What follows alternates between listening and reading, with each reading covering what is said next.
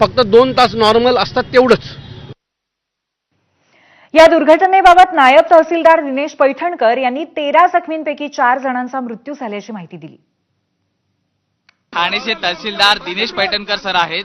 Sir, काय सांगाल सकाळची जी दुर्घटना घडलेली आहे 9:30च्या सुमारातली त्या संदर्भात? सकाळी जी दुर्घटना घडलेली आहे त्या दुर्घटनेमध्ये जेव्हा आम्हाला हे कळलं त्याच्यामुळे आमचं मुंब्रा ऑफिस समोरच आहे. त्याच्यामुळे माझे मुंब्रा मंडळ अधिकारी तलाठी तातडीने इकडे आले. जेवढ्या लोकांना आम्हाला शिफ्ट करता आलं आम्हाला तिकडे शिफ्ट केलेलं आहे. आता इथे कोणी दिसत नाही, त्यासाठी आम्ही परत थांबलेलो आहोत इकडे की बाबा अजून जर पुढे काय घडलेलं असेल तर त्याप्रमाणे आम्ही त्यांना इथून कळवा हॉस्पिटलला शिफ्ट करू किंवा सिव्हिल हॉस्पिटलला शिफ्ट करू. आता जे आपल्याकडे काम चालू आहे त्यांना उपचार देण्याचं पहिले काम चालू आहे. त्यांना आपण पहिले उपचार देऊया. आता विभागात उपचार आता ते सगळे जे आहेत सिव्हिल आपले जे कळवा हॉस्पिटलला जे आहे ते अतिदक्षता विभागामध्येच आहेत. डॉक्टर्स तिकडे आहेत, SDO आहेत आमच्या उर्मिला पाटील मॅडम तिकडे आहेत, तहसीलदार पण आहेत, उमेश पाटील म्हणून तिकडे तहसीलदार पण आहेत.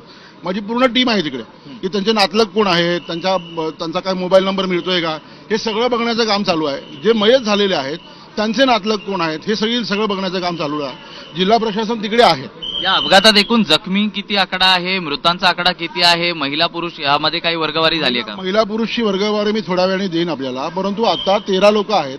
13 मधले 4 मयत आहेत, बाकीच्या 9 लोकांवरती उपचार चालू आहेत. आणि काही लोकांना दुसऱ्या हॉस्पिटलला देखील शिफ्ट केल्याचं सांगितलं जात आहे. तेच आता आम्हाला अजून तीच इन्फॉर्मेशन मिळत नाहीये. त्यासाठीच मी इथे थांबलेलो आहे की जर कोण त्यांचे नातेवाईक आम्ही त्यांना घेऊन परत सिव्हिलला जाऊ, कारण की ते इकडे तिकडे जे असतील त्यांना आम्हाला एकत्र करून सिव्हिलला न्यावं लागेल, त्यांना चांगले उपचार द्यावे लागतील.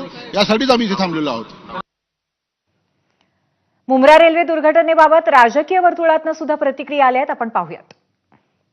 खरं तर 5% असलेल्या वंदे भारतचा जोडवा विकला जातो आणि 95% रेल्वेकडे त्या ठिकाणी दुर्लक्ष करण्याचं काम जे आहे ते रेल्वे विभागाच्या माध्यमातून जे आहे ते होत असतं. आणि म्हणून आजची जी दुर्घटना झालेली आहे, मध्ये जळगावमध्ये एक दुर्घटना झाली, याला जबाबदार मंत्री महोदय, रेल्वे मंत्री